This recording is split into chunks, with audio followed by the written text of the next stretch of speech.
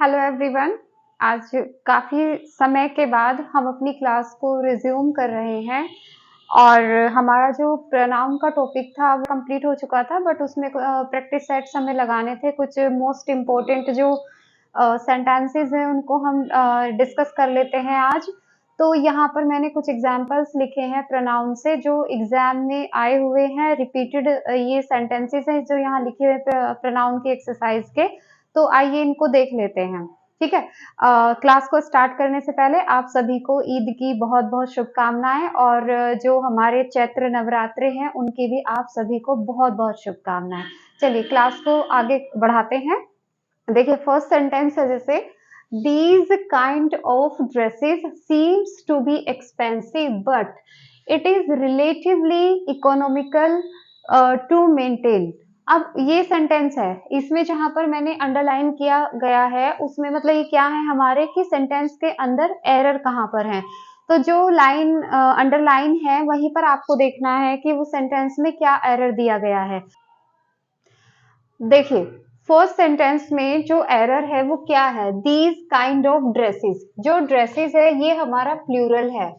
Seems to be expensive, कैसी लग रही हैं, एक्सपेंसिव दिखाई देती हैं, but it is relatively economical to maintain. लेकिन ये इकोनॉमिकल जो है वो मेंटेन करने लायक है, यानी मैनेज हो सकती हैं। तो इस सेंटेंस के अंदर एरर क्या है, देखिए अगर हम ड्रेसेस को देखें तो यहाँ पर दीज करेक्ट है, बट काइंड है। दिस काइंड होगा ना कि दीज काइंड होगा। ठीक है, तो काइंड के साथ में हम दिस लगाते हैं, दीज नहीं लगाते हैं। तो यहाँ पर इसको हटा के हम क्या लगाएंगे, दिस लगाएंगे। नेक्स्ट सेंटेंस है it was she who suggested that you be at the door to welcome each participant on their arrival. तो इस सेंटेंस के अंदर क्या मिस्टेक है, आप जरा एक बार इसको ध्यान से देख लें।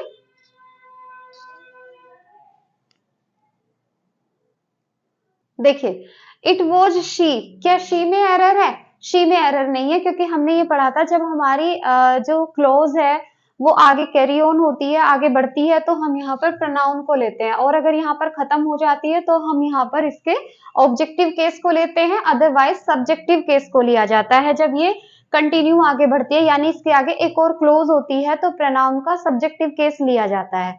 तो ये करेक्ट है, यहाँ पर इसमें कोई मिस्टेक नहीं है। Who suggested that you be, तो क्या ये वाला एरर है, आप सभी को पता होगा जो बी है, बी हमारा किसका काम करता है, ऑक्सिलरी का भी काम करता है, बी वर्ब होती हैं सारी ये सब, तो वहां पर हम उनको स्किप करके बी को लिख सकते हैं। तो यहाँ पर ये भी हमारा करेक्ट है, एट द डोर।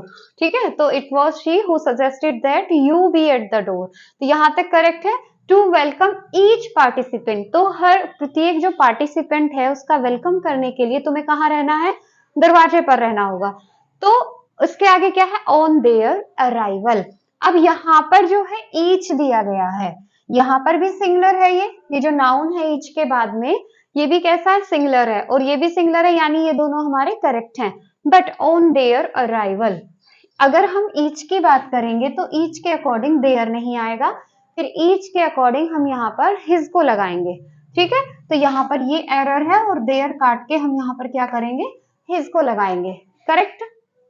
नेक्स्ट देखिए, book I read last week was an interesting one. अब इस सेंटेंस के अंदर क्या एरर है बताइए आप। देखिए यहाँ पर लिखा गया है बुक आई रेड, कौन सी बुक की बात कर रहा है वो, जो उसने पढ़ी है, यानी कि ये बुक कोई नॉर्मल बुक नहीं है, वो बुक है जिसको उसने पढ़ा है, यानी कि स्पेसिफिक कर दिया है इसको। और जब हम किसी नाउन को स्पेसिफिक करते हैं तो हमारा आर्टिकल का रूल होता है कि हम उससे पहले द जरूर लगाते हैं।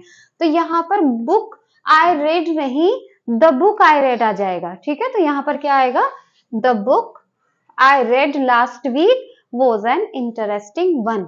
वन यहाँ पर देखिए, वन हमारा जो डिटर्मिनर भी होता है, लेकिन यहाँ पर वन किसका काम कर रहा है, नाउन का काम कर रहा है। किसके लिए इसको रिप्लेस किया गया है, बुक के लिए इसको रिप्लेस किया गया है। तो बुक क्या है, नाउन हुआ, और नाउन को जो रिप्लेस करता है उसको प्रोनाउन कहते हैं। तो यहाँ पर ये जो वन है, ये वन हमारा डिटर्मिनर का या एडजेक्टिव का काम नहीं कर रहा है, यहाँ पर ये किसका काम कर रहा है, नाउन का काम कर रहा है, तो ये कहलाएगा यहाँ पर प्रोनाउन। ठीक है, नेक्स्ट देखते हैं। The teacher asked the boys if it was their practice to leave the class whenever he pleased. तो इस सेंटेंस के अंदर क्या मिस्टेक है, देखिए सेंटेंस अगर हम देखें the teacher ask the boys, तो ये कौन सा हमारा नरेशन वाला सेंटेंस है, ये आस्क द बॉयज। यहाँ पर टीचर ने बच्चों से पूछा, लड़कों से पूछा if it was their practice, के अगर ये तुम्हारी आदत है, प्रैक्टिस है तुम्हारी to leave the class, class को छोड़ देने की, कब, जब तुम चाहो, जब तुम्हारा मन करे तब इस क्लास को छोड़ के चले जाने की, क्या ये तुम्हारी आदत है, क्या ये तुम्हारी प्रैक्टिस है। तो यहाँ पर किससे कहा जा रहा है, बॉयज से कहा जा रहा है। बॉयज के लिए यहाँ पर क्या आया है, देयर आया है, देयर यानी कि प्लूरल, और यहाँ पर इसी के लिए बॉयज की ही बात यहाँ पर की जा रही है, और बॉयज के लिए यहाँ पर क्या लगा दिया इन्होंने, ही लगा दिया। ही जबकि हम किस में यूज करते हैं, सिंगुलर में यूज करते हैं, और यहाँ पर बॉयज है तो उसके अकॉर्डिंग यहाँ पर क्या आना चाहिए, दे आना चाहिए। Each cigarette which a person smokes does some harm and eventually you may get a serious disease from its effect। इस सेंटेंस के अंदर क्या एरर दिखाई दे रहा है, देखिए ईच सिगरेट, ईच के साथ में सिंगुलर हमारा जो नाउन होता है वो आता है, करेक्ट है ये। विच, अब ये नॉन लिविंग के साथ में हम कौन सा रिलेटिव प्रोनाउन लगाते हैं, विच लगाते हैं, ये भी करेक्ट है। A person smoke, person singular है, स्मोक्स यहाँ पर भी करेक्ट है। डज, ये डज किसके लिए आया है, इस सिगरेट के लिए आया है, ये इसकी वर्ब है, तो यहाँ पर सिगरेट सिंगुलर है तो डज आया है, डज भी सिंगुलर है के लिए आता है तो वो भी करेक्ट है। Some harm and eventually you may get a serious disease. अब यहाँ पर क्या है, वो कहना चाह रहा है कि प्रत्येक जो सिगरेट होती है, जो कि एक आदमी, कोई भी, जनरली यहाँ पर अ पर्सन से मतलब जनरली कोई भी, एनीवन, इस दुनिया में कोई भी, जो भी कोई अगर एक सिगरेट भी पीता है, तो यहाँ पे जनरल सेंस में दिया गया है अ पर्सन, तो यहाँ पर दे दिया गया है यू, तो यहाँ यू दे दिया। अब यू कैसे आएगा, यहाँ तो पर्सन है, नॉर्मल जनरल सेंस की बात की जा रही है, और यहाँ पर यू पर्टिकुलर कर दिया कि तुमको, वो कह रहे कोई भी पिएगा लेकिन सीरियस डिसीज किसको होगी, तुमको होगी। क्यों भाई, क्यों होगी, तुमको क्यों होगी, तो यहाँ पे मतलब है कि जो भी पिएगा उसी को होगी, यानी कि यहाँ पर सिंगुलर के साथ में हम, अगर प्लूरल होता, पर्सन्स होता, पीपल होता, तो हम दे लगाते, लेकिन यहाँ पे पर्सन है तो यहाँ पर हम क्या लगाएंगे, ही लगाएंगे, क्योंकि जो भी पिएगा उसको होगी, ना कि कोई भी पिए तुमको होगी, ऐसा नहीं होगा। तो each cigarette which a person smokes does some harm and eventually he यानी कि ये person may get a serious disease from its effect. ठीक है, नेक्स्ट देखिए, one should take advantage of opportunities to talk with native speakers if one wants to improve your English।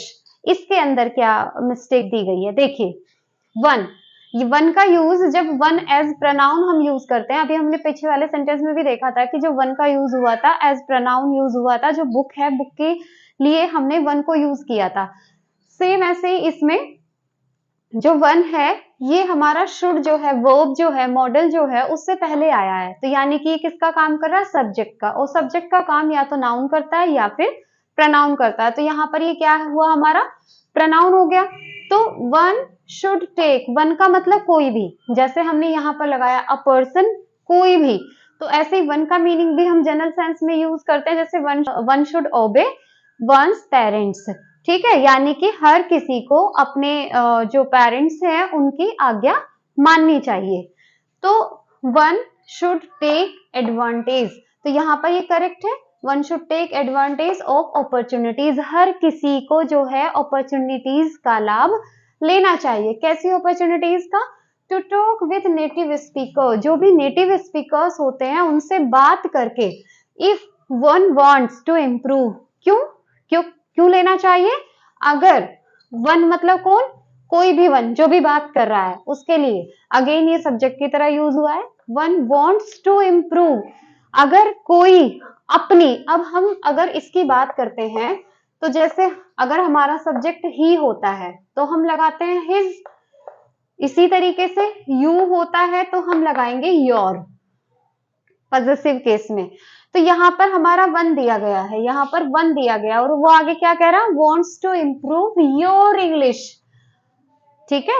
अगर कोई improve करना चाहता है तुम्हारी इंग्लिश को, तो तुम्हारी इंग्लिश को इंप्रूव कोई क्यों करना चाहेगा? अपनी इंग्लिश को इंप्रूव करना चाहेगा। तो वन के साथ में जो है वन का अपना पॉजेसिव होता है, वन एपोस्ट्रोफी एस, ये वाला इसका पॉजेसिव केस, इसके मीनिंग क्या होता है? अपने लिए। ठीक है, तो यहां क्या आएगा? One wants to improve one's English, ना कि your English. Next, the bus will, the bus was hired by ladies for its picnic. तो यहां पर क्या मिस्टेक है? द बस वॉज हायर्ड, बस को हायर किया गया बाय लेडीज, लेडीज के द्वारा, यानी एक लेडी के द्वारा नहीं किया गया, बहुत सारी लेडीज के द्वारा बस को जो है वो हायर कर लिया गया। फॉर, क्यों किया गया? फॉर इट्स पिकनिक, अपने पिकनिक के लिए। अब लेडीज जो है वो बहुत सारी हैं, और ये इट्स क्यों आया यहाँ पर? पहली चीज तो अगर एक भी होती तब भी इट नहीं आता, हर आना चाहिए था, बट यहाँ पे बहुत सारी है तो इट ना आके यहाँ पर हम क्या लगाएंगे? देयर लगाएंगे, their picnic. The hall is full, there is no place for anyone else. इस सेंटेंस के अंदर क्या मिस्टेक है? देखिए, the hall is full, hall जो है वो बिल्कुल फुल है, वहां पर खचाखच भीड़ है, बिल्कुल फुल है वो। देयर इज नो प्लेस, कोई जगह नहीं है, फॉर एनीवन एल्स, किसी के लिए भी कोई जगह नहीं है। देखने में तो सेंटेंस करेक्ट लग रहा है, यहाँ पर तो कोई भी मिस्टेक इसमें नजर नहीं आ रही है कि हॉल जो है वो फुल है और यहाँ पर किसी के लिए भी कोई भी स्थान नहीं है। यानी देखने में सेंटेंस में हमें ऐसा लग रहा है, एग्जाम में जब आते हैं तो ऐसे ही लगता है, दिमाग घूम जाता है कि बात तो सारी सही है, इसमें तो भाई कुछ भी ऐसा नहीं है जहां पर मिस्टेक दिखाई दी जा सके। लेकिन मिस्टेक क्या है? वो कह रहा है कि होल जो है वो फुल है और यहाँ किसी के लिए कोई जगह नहीं है। किसी के जगह तो बहुत होती है भाई, छत की तरफ पूरा खाली होता है, जितने इंसान होते हैं, बैठे होते हैं, खड़े होते हैं, वहां पर भी आसपास में चलने के लिए बहुत सारा प्लेस होता है, स्थान तो बहुत होता है, लेकिन वहां बैठने के लिए जगह नहीं है, ना कि, तो यहाँ पर प्लेस नहीं आएगा, फिर यहाँ पर आएगा सीट। अब किसी के लिए भी मतलब फॉर एनीवन एल्स, किसी के भी बैठने की जगह नहीं है, सीट नहीं है वहां पर, न कि प्लेस, प्लेस बहुत होता है। हम क्या यूज करेंगे? सीट का यूज यहाँ पर करेंगे। आज के लिए इतना ही। नेक्स्ट वीडियो में कुछ और प्रोनाउन के कुछ और मोस्ट इंपोर्टेंट जो रिपीटेड सेंटेंसेस हैं उनको लेके आएंगे। होपफुली आप सभी को ये सेंटेंसेस और इनका लेवल अच्छा लगा होगा। Thank you so much.